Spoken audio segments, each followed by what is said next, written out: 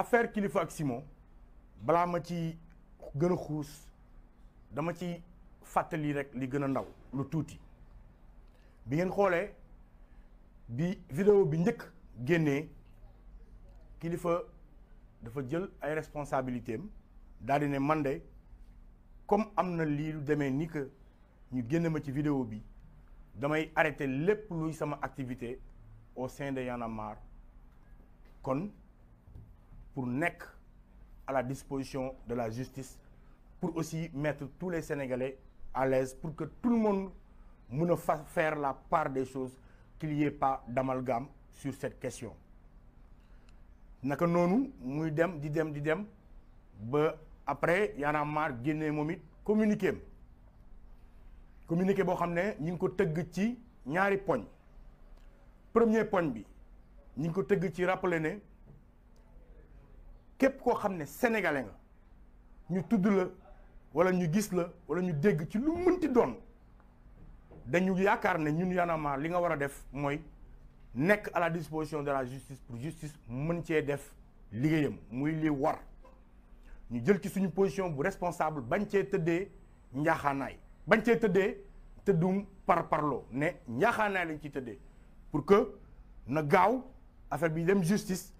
ñu def ca la ca war donc mu nekk une position boo xam ne dañuy donte gëm nañ ne ñun Sénégal bi ñu juddoo ba tey justice musu fi am musuñ ko fi yaakaar rawatina ci nguurub Macky Sall dafa gën a yées dafa gën a garaaw justice bi bu yaboo rek palais de justice yi ñu dem peinture leen ñoom ñëpp marron beige te xam ne nekkatul édifice national nekkatul bokkatul ci suñu ay institutions de la République léegi c'est une arme c'est je dirais même palais de justice yi léegi mooy le QG des marrons du feu parce que yet la bu nguurub Macky Sall di utiliser pour noot askanu Sénégal waaye ñu yaakaaroon rek ne sur cette affaire xanaa nag dinañ ci góorgóorlu tuuti kas néew wane ci tuuti sérieux mooy def ca la ca war waaye biñ ko xoolee jàngataat ko xoolaat ko jàngataat ko justice bi waxul dara ba keroog ëllëgu ñu xëy ñu ne am na ay députés yi ñuy tudd ci ab mbirum passeport diplomatique bi ñu leen tuddee ñoom ñu bëgg a créer seen contre-feu rek bogo gaawantu woo Kilifeu mu ñëw ci 2 heures de temps police bi mooy dikk seen xarañte ci enquête wane nañ ne taqewul amul benn rapport ak la ñuy waxal député yi ci 2 heures de temps wane nañ ko naka noonu it wane nañ ne la ñu waxtaanee ca vidéo ba ay visa ay passeport ak wane nañ ne amul benn démarche boo xam ne nii Kilifeu jéego def na ko ci effectivement jéego maanaam lu ñu weesul bu weesoo lu ñu waxtaanee ci biir oto amul benn jéego bu mu ci teg kon ñaari fan ñetti fan ñeenti fan juróomeeli fan ñuy soog a décider ne dañ koy téye pour escroquerie boo xam ne amul kenn ku porter plainte maanaam dañ laa jiñ sàcc sans que mu am ku ñëw jiñ la ko maanaam yow procureur bi moo la jiñ sàcc mais amul ku ñëw ne procureur dañu maa sàcc jàpp waa ji moo ma sàcc porter ko plainte non amu ca maanaam procureur moom moo jugé jàpp ne moom day jiñ Kilifeu sàcc donc procureur moo waroon ñëw taxaw tribunal moom en tant que costume ki jiñ Kilifeu ne ko da nga maa sàcc 4,5 millions ba noonu ca altine boobee la ñu dem tribunal ñu renvoyé waat leen def ko retour de parquet ca alxames ja mu ñëw ay 15 heures avocats yi woo ñu ne ñu bu leen ko defagum public mais jàpp leen ne affaire bi incha allahu rabbi jeudi dinañ ko taxawal flagrant délit waaye yow ñun ñëpp ñu kontaan ne alhamdulilah comme day dem flagrant délit parce que lii mënu dem leneen lu dul flagrant délit ndax lu ne fàng kenn du ko jeex ñu sawar ci lool yàkkamti ci lool parce que Kilifeu ak Simon am nañ avocat yu xarañ am nañ seen défense ñoom xam nañ ñu ngi koy matalee bu baax a baax loolu amuñ ci woon benn xel ñaar waaye naka noonu lañ toog ba ay 19 heures rek ñu dëpp carte gi indil ñu ay accusation yu taxawul ci dara trafic de migrants trafic de faux maanaam faux document xaw ma document administratif mais fan lañu jëm fan la Sénégal jëm xam ngeen la mooy trafic de migrants tubaab yi ñoo ko créé pour jàpp ñi nga xam ne dañuy yett ay gaal di ci yàpp ay africains di leen yóbbu Europe looloo taxoon tubaab bi créé boobu loi ci biir Union européenne jox ci ay ndàmpaay yi dun suñu ngornement yi ñu téye ko pour nee ñoo yaay dañuy xeex loolu ñooñu la ñu créé loolu loi boobu noonu parce que boo ko xoolee waa léegi tubaab bi nga xam ne dafa toog nii rek tey moom daal di dugg Google ne man de Dakar laa bëgg a fanaan yi suba moom day dem rek jënd billet ñëw fanaan si Dakar kooku moom bu ñëwee xam lu ñu koy woowee touriste après ñu ne ko expat après ñu ne ko étranger wala en tout cas dinañ ko rafetal mais bu dee nit ku ñuul la moom migrant la moom clandestin la moom daal turu xar yëpp nit ku ñuul lañ ko tuddee turu rabu àll yëpp nit ku ñuul lañ koy tuddee suñu ñàkkum fayda dirigeants yi ñu non seulement ñu nangu ce terme là mais ils utilisent cette loi là qui a été créée pour encore humilier les Africains pour les remettre encore def leen ay individus de seconde zone pour defaat africains yi ay rabu àll ay buubu golo tubaab bi créé boobu loi imposé ko suñu ay dirigeants yi di ñu ko daanee ñun ci suñu réew te ñoom tubaab bi bañ daan ñëw di indi seen i gaal yatt ko jëlee ko Europe di dugg si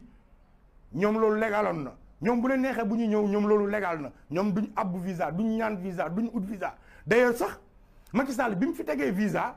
tubaab bi dañoo kaas ne 50 € dafa cher wala 50 € daal ñoom tayal nañ koo def parce que papier yi dañoo bëri da ngay bind fii bindaat fee pour mën a ñëw ak yooyu Macky Sall dindi visa yi le jour 4 avril jour bi ñuy fête suñu indépendance mu dindi ko alors que ñun bu ñuy ut visa dañuy rang ci naaj bu tàng bi dañuy rangaloo kayit bi nañu certificat de décès sax dinañ la ko utloo nga fay sa xaalis te wóoru leen di nga am te ñoom quel que soit alpha tubaab bi su déposé woon visa amul benn tubaab buñ ciy refusé le visa am allah kulli xaal da koy am par force léegi ñoom ñu kaas loolu Macky Sall dindi ko mais Macky Sall moom nangu na ñu créer ko ay loi yu bëree bëri yu mu jël tey di ko daanee askanu Sénégal am kon ñu jëm ci ne Kilifeu ak Simon yéen ay trafic de migrants ay faux document de faux nangam ak nangam te ci biir l'enquête yi amul fenn fu wéeru ci loolu biñ leen di jëlee police di leen yóbbu mandat de dépôt sur la base de escroquerie lañ yóbbee Kilifeu kon dama bëgg sénégalais yi ngeen wax ma lii ci lan la tegu waaye ba tey ñu ngi patient ne ok comme demee na noonu naka la justice bi di réagir am nañ yaakaar xëy na juge bi buñ ko joxee dana ci indi saytu ak tontu bu responsable waaye lii gën a pire juge bi dafa leen sax refuser demande de liberté provisoire te ku ne xam ne Kilifeu ak Simon fii lañ dëkk ci réew mi dawuñ puusuñ paasuñ musuñoo dem feneen mun nga leen bàyyi di toog seen kër mais excuse bi gën a ñàkk fayda bi juge bi joxe mooy trouble à l'ordre public mën naa am bu ñu leen a bàyyee mais man dama bëgg ngeen wax ma Sénégal kan la ñu yàpp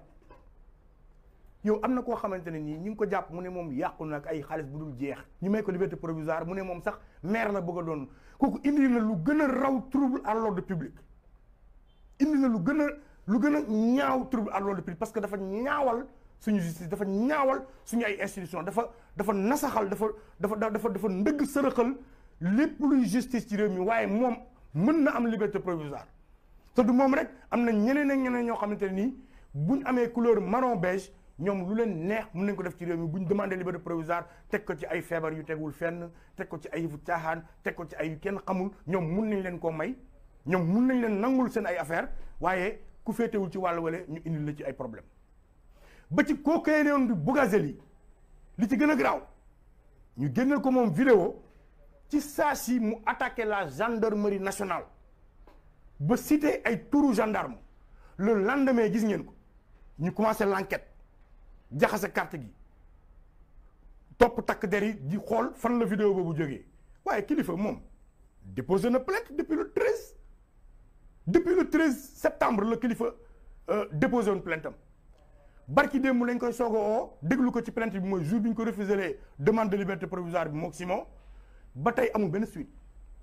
kenn topp ci kenn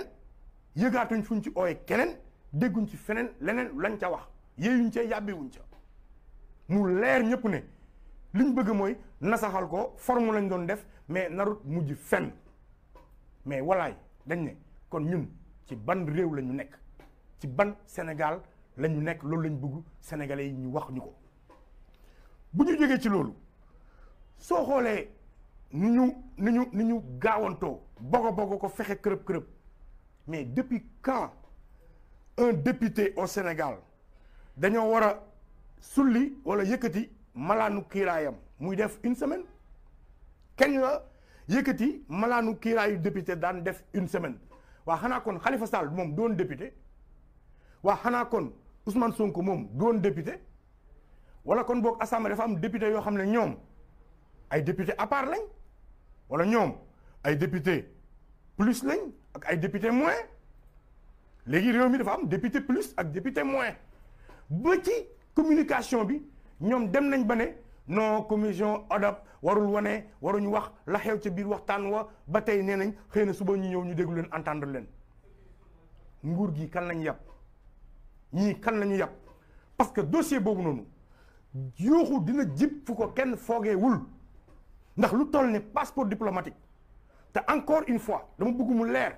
Kilifeu ak Simon bi ñu leen enquêté leeral nañ ko ci biir police bi ne amul fenn fu ñu taxee ci passeport diplomatique parce que passeport diplomatique dama bëgg ñu indi tuuti suñu xel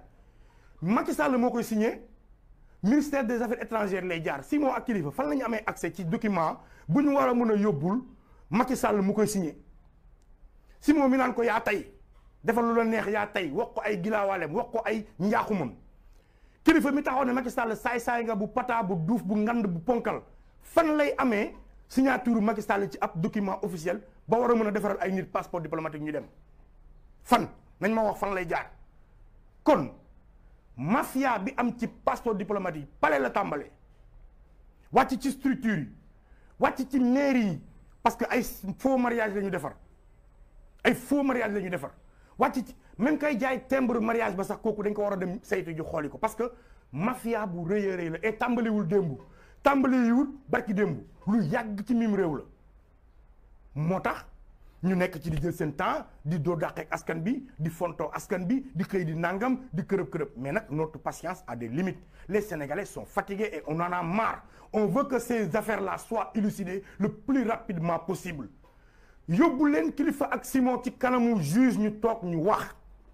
ils ont leurs avocats ils ont leur défense mën nañu défendre seen bopp nous demandons que à ce que ñu taxaw ñu juger leen loolu la ñu bëgg nañ leen juger le plus rapidement possible bu ngeen leen mënul juger le plus rapidement possible ngeen may leen liberté provisoire ñu dem toog parce que xam ngeen li ngeen def xam ngeen lépp li ci topp xam ngeen lépp la nekk ci biir dossier bi il faut qu'on arrête soyons sérieux et que cette histoire des députés sénégalais yi leen di artu di leen waxal Macky Sall sénégalais yow la ñuy waxal yóbbu leen député yi ci yoon nit ñi xam mbir mi demee parce que sénégalais jaratul dara ci askanu Sénégal ci àdduna bi nekk sénégalais jaratul dara ci àdduna bi dara parce que institutions yi amatuñ fulla institutions yi amatuñu fayda respecté tuñu këyit respecté tuñu document mais dara ci réew mi Sandaga sax moo gën a organiser gouvernement wu Sénégal mais mbëbës moo tane assemblée nationale ci organisation vous pensez que ça c'est du sérieux chaque fois scandale au plus haut sommet de l'État du am suite du mujj fenn ay audit épingle nit ay cour des comptes épingle nit mais yooyu yëpp dafay nax saay ay milliards Sénégal waaye bu féetee ci koo xam ne ci opposition la nekk du fanaan waaye bu féetee ci koo xamante ne nii day taxaw di yëkkati kàddoom du fanaan moo xam lañ koy waxal dëgg la moo xam lañ koy waxal du dëgg waaye di ngeen ko téye di dilatoire comprendre na nekk seen jeu ndax Macky Sall bi nga tegee loi ne képp ku yëngatu ci réew mi terroriste laa lay jiiñ bi nga toogee nga ne li fi xewoon 8 mars dootu fi xewati si nga teg sa loi si nga renforcer sa police si nga dàq ay cadre ci police bi indi ñeneen ña nga xamante ne ni mun nga leen utiliser comme ça ay foykaay ci nga nag ne xaaral ma def chasse boo xamante ne nii activiste parti de l'opposition blogueur facebooker liveur yow bàyyiwoo sax kuy jaay caaf kuy jaay caaf sax laxasee ko kayit boo xam ne dañ ci bind non à Macky Sall pare nga pour jàpp ko kay ca noonu ne Macky Sall fii nga fi dajale 1000 milliards ne yow da ngay defar Covid bi coow lii Touba joxe Modou Ndiaye joxe Pata joxe ñu dajale ko nga ne non pour entreprise yi nangam ak nangam waaye yow Macky mars bi yaa fi dajaloo centre Abdou Diouf ne way jeunes yi xam naa leen dégg naa leen jox emploi naa leen nangam ak nangam yow joxe woo emploi yow Macky